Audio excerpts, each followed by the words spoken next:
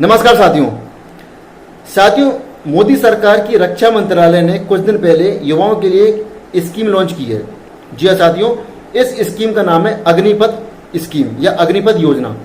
साथियों, इस योजना के अंतर्गत मोदी सरकार युवाओं को सुनहरा अवसर प्रदान कर रही है सेना में भर्ती होने का। जी हाँ साथियों, युवाओं को सेना में भर्ती करके सरकार उनको अनुशासन भी करना सिखाएगी, उनको अच्छा जॉब का अवसर भी प्रदान करेगी साथियों, और उनको एक अच्छी सैलरी भी देगी। जी हाँ साथियों, आपने बहुत सही सुना, ये आप लोगों के लिए जो खास करके उभरते युवा हैं उनके लिए बहुत ही सुनहरा अवसर है जॉब करने का, पैसा कमाने का। जी हाँ साथियों, इसका क्राइटेरिया क्या होगा, इसका फिजिकल कैसा होगा, इसका किस तरीके से भर्ती होगी और इसमें क्या सैलरी मिलेगी, किस आधार पर आप भर्ती होगे और कितने समय में आप कितने पैसे इस छोटी सी योजना से या इस छोटे से अल्पकालीन जॉब से आप कमा सकते हैं। साथियों, आज के इस वीडियो में हम सारी जानकारी विस्तार से आपको बताने जा रहे हैं।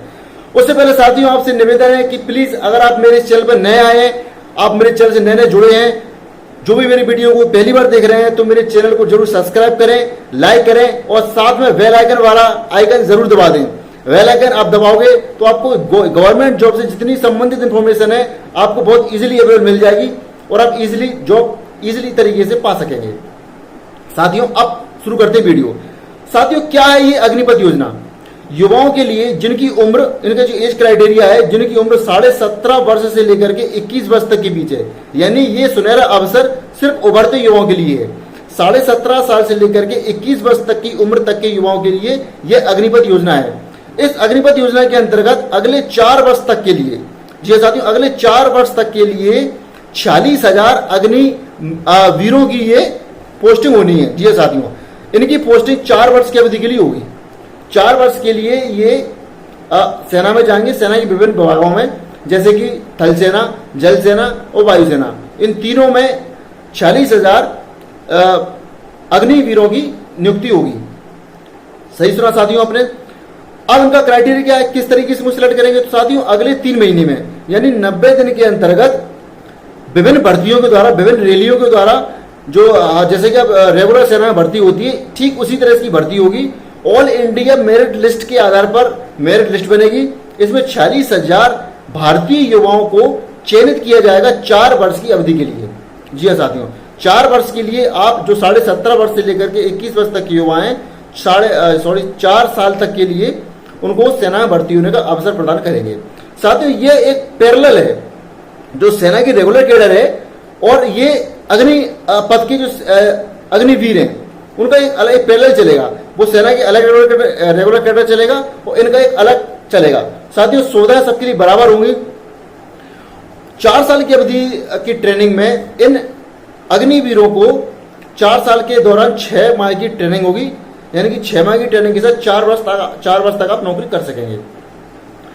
साथियों, विभिन्न शैक्षणिक योग्यता के आधार पर, यानी कि इसमें क्या इसकी शैक्षणिक योग्यता है, एजुकेशन क्वालिफिकेशन क्या होगी, इसमें आप भर्ती हो सकते हैं। तो साथियों, विभिन्न शैक्षणिक योग्यता के आधार पर विभिन्न पद इसमें होंगे और इन पदों के आधार पर ही आप चयनित होंगे। जैसे कि साथियों, जीडी जो जनरल ड्यूटी वाले गार्ड हैं उनको 10वीं के आधार पर लेंगे। जो 10वीं पास होंगे उनके लिए एक प्रॉपर ऑनलाइन एग्जाम होगा। ऑनलाइन एग्जाम होने के बाद जैसे रेगुलर भर्तियां होती हैं, उन भर्तियों में हर शहर में भर्ती कराई जाएंगी। अगले 3 महीने के बाद रैलियां होंगी, भर्ती रैलियां जैसी जो होती हैं रेगुलर, वो भर्ती रैलियां होंगी। उनके द्वारा 46,000 युवाओं को सिलेक्ट किया जाएगा। ठीक है, वो 46,000 युवा की 6 महीने ट्रेनिंग होगी, 4 साल तक के लिए उनकी जॉब होगी। ठीक है सर, वो 4 साल तक की जॉब के बाद उनमें से जो जैसे कि 46,000 भर्ती हुई है, उनमें से 25% जो कैडर है, 25% अग्निवीरों को रेगुलर आर्मी में भर्ती दे देंगे। जी हाँ साथियों, सही सुना आपने, 25% लोगों को रेगुलर कैडर में भर्ती दे देंगे, यानी कि रेगुलर सैनिक को बन जाएंगे 4 साल के बाद। अब जो 75% बचे उनका क्या होगा? 25% तो चले गए, वो रेगुलर बन गए। ठीक है, अब जैसे वो 25% रेगुलर हो गए तो उनकी सर्विस कितनी हो जाएगी साथियों? जो रेगुलर सैनिकों की सर्विस होती है उनके बराबर सर्विस हो जाएगी उनकी, यानी कि उनकी सर्विस 17 वर्ष की सर्विस उनकी हो जाएगी। ठीक है, उनको बराबर मासिक भत्ता मिलेगा, पेंशन ही मिलेगी, जो लोग 25% हुए उनको। ठीक है, अब जो बचे 75% है, 75% दोबारा रेगुलर होने के लिए या दोबारा रेगुलर करने के लिए वो क्या करेंगे? फिर से अप्लाई कर सकते हैं। उनको सुनहरा मौका होगा कि वो अप्लाई कर सकते हैं। ठीक है साथियों, और इन 4 वर्ष की अवधि में, जैसे 4 वर्ष के लिए जो सिलेक्ट होंगे नए युवा सेना में, उन 4 वर्ष के लिए आप कभी भी जो रेगुलर भर्ती निकलती है सेना की उसमें भी अप्लाई कर सकते हैं। ऐसा जरूरी नहीं है कि आप अगर इसमें हो गए तो इसी में आप रहेंगे। आप सेना की जो भी भर्ती निकलती है 4 साल के अंदर कभी भी, तो उसमें भी आप जा सकते हैं साथियों। तो ये बहुत सुनहरा अवसर है युवाओं के लिए। अब साथियों अंतर क्या है रेगुलर सेना में और हमारे अग्निवीरों में? अग्निवीर उनको कहते हैं साथियों, एक बार आपको मैं क्लियर कर दूं, अग्निपथ योजना के अंतर्गत अग्निवीर उनको कहते हैं जो सिलेक्ट हो जाएंगे। जो बंदे 17.5 वर्ष से लेकर के 21 वर्ष तक के होंगे वो अग्निवीर तब कहलाएंगे, तब उनका सिलेक्शन हो जाएगा। ठीक है साथियों। अब बात करते हैं क्या अंतर है, क्या सुविधा अग्निवीरों को मिलेगी, जो सुविधा रेगुलर जो सैनिक होते हैं, रेगुलर कैडर के सैनिक होते हैं, उनके कंपैरिजन में इनको क्या क्या सुविधाएं मिलेंगी और क्या क्या सुविधाएं नहीं मिलेंगी, ये मैं आपको विस्तार से बताने जा रहा हूं।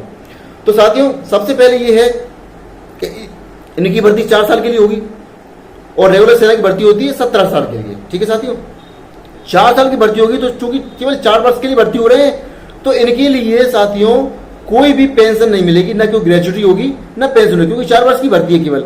तो नो पेंशन नो ग्रेजुटी, जबकि रेगुलर सेना के लिए क्या होती है, पेंशन भी होती है, ग्रेजुटी भी होती है। ठीक है, और अनेक भत्ते भी इनको मिलते हैं साथियों। तो इनको भी जो हमारे 4 वर्ष तक के लिए जो हमारे अग्निवीर होंगे, जो भर्ती होंगे, उनके लिए भी साथियों दैनिक भत्ता जो हुआ, जो भी इनका भत्ता होगा वो सारा का सारा उनको मिलेगा। बाकी सारे इनको खाने का, रहने का, साफ सफाई का जो भी इनको भत्ते मिलते हैं वो भत्ते, जो सेना को भत्ते मिलते हैं वही भत्ते इनको मिलेंगे। बस अंतर ये है कि इनको रेगुलर कैडर में 17 वर्ष की जॉब होगी और इनमें 4 साल की जॉब होगी। 4 साल के बाद 25% लोगों को रेगुलर सेना में डाल दिया जाएगा। बाकी जो 75% है वो फिर से अप्लाई कर सकते हैं सेना के लिए। ठीक है साथियों, पहला अंतर।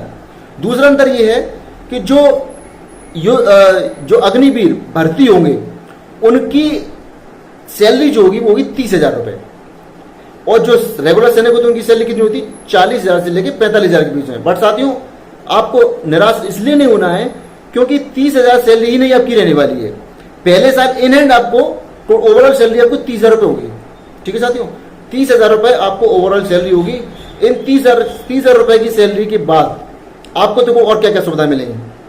पहली सुविधा ये आपको बता दें कि 30,000 रुपए की सैलरी में इन हैंड आपको 21,000 रुपए मिलेंगे पहले साल। आप जैसे ही ज्वाइन होंगे 6 महीने की ट्रेनिंग करेंगे, 6 महीने बाद आपको नियुक्ति होगी। उस नियुक्ति में यानी कि ट्रेनिंग के साथ भी आपको सैलरी मिलेगी। उस नियुक्ति में साथियों क्या होगा कि 21,000 रुपए आपको इन हैंड सैलरी मिलेगी। अब साथियों बचे 9,000 रुपए, 9,000 क्या होगा, तो साथियों 9,000 रुपए सरकार के 2 पार्ट में डिवाइड होगी सैलरी, इन हैंड और कॉर्पस फंड। सरकार के कॉर्पस फंड होगा, उसमें 9,000 रुपए आपके सरकार के कॉर्पस फंड में चले जाएंगे। यानी कि 30,000 रुपए सैलरी में 21,000 इन हैंड आपको मिलेंगे और 9,000 रुपए सरकार के कॉर्पस फंड में जाएंगे, जो आपको लास्ट में 4 साल जैसे आपके कंप्लीट हो जाएंगे तो आपको एक मुश्त राशि दे दी जाएगी।